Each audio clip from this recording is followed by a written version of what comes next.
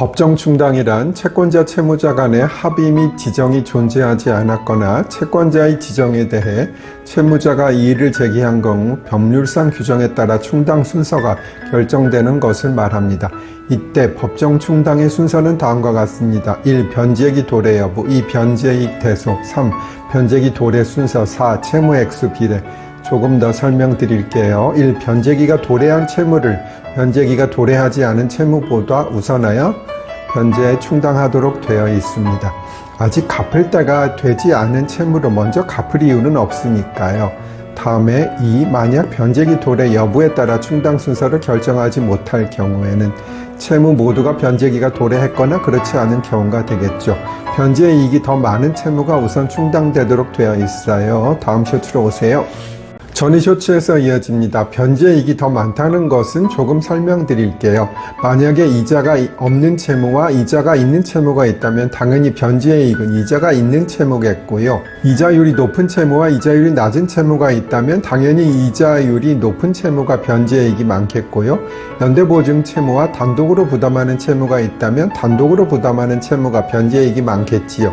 왜냐하면 연대보증 채무는 주채무자가 변제할 수도 있기 때문이겠지요. 사실 여기까지의 기준에 의해 보통은 해결이 되지만 민법은 그 이후까지도 규정을 두었어요.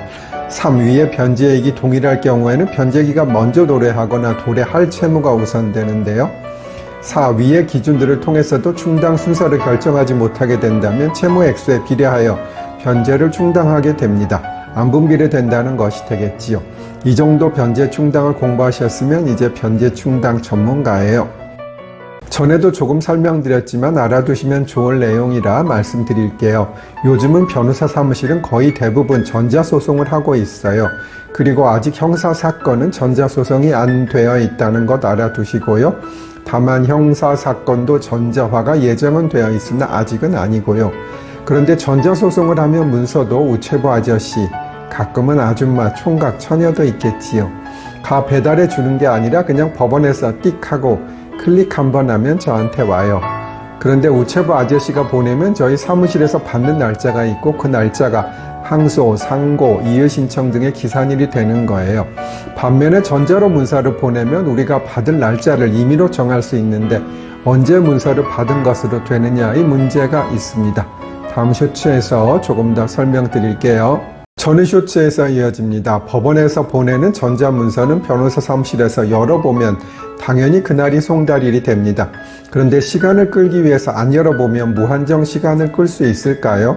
정답은 노입니다. 그럴 수 있다면 시간이 무한정 가게 되겠고 신속한 재판 진행에 방해가 되겠지요. 그래서 전자문서는 일주일간 받지 않으면 송달받은 것으로 간주하고 있어요. 간주와 추정의 차이는 지난번에 설명드렸어요. 간주는 반대 사실을 증명해서 번복하는 것이 불가능한 사항이고요. 추정은 반대 사실을 증명해서 번복할 수 있는 것이지요. 하여간 예를 들어 12월 1일에 법원에서 문서를 송달했다면 첫날을 제외하고 12월 8일이 경과함으로써 문서를 송달받은 것으로 되어 12월 9일 0시에 송달받은 것이 되어 다음 쇼츠로 오세요. 전의 쇼츠에서 이어집니다. 전의 쇼츠에서 받은 문서가 예를 들어 형사 판결문이 아닌 민사, 가사, 행정 1심 판결문이라고 해볼게요.